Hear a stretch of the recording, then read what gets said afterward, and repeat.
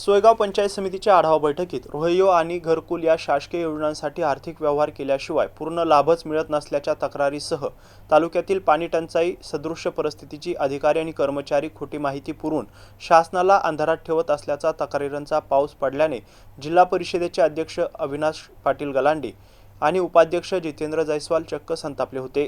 दरम्यान तालुक्यात पाणी पुरवठा योजनेत जलजीवन योजना 70 गावातील 60 योजनांपैकी 15 योजना पूर्ण झाल्याचा अहवाल पाणी पुरवठा विभागाने देताच या योजना केवळ कागदावरच असल्याचा आरोप खुद्द पंचायत समितीचे उपसभापती उत्तम चव्हाण यांनी केले। त्यामुळे एकच खळबळ उडाली होती।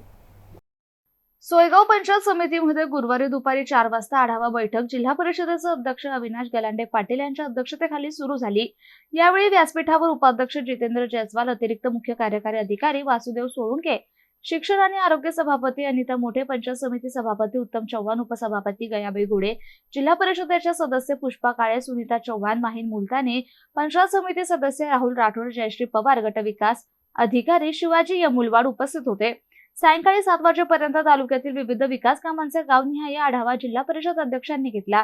यामध्ये पाणी टंचाई, रोहियो कामांचा प्रलंबित निधी, घरकुल योजना यासह विविध कामांचा आढावा घेताना तालुक्यात 25 गावात प्रत्यक्ष पाणी टंचाई असताना मात्र तालुका प्रशासनाने खोटी माहिती पुरवली, त्यामुळे नागरिक संतापले होते।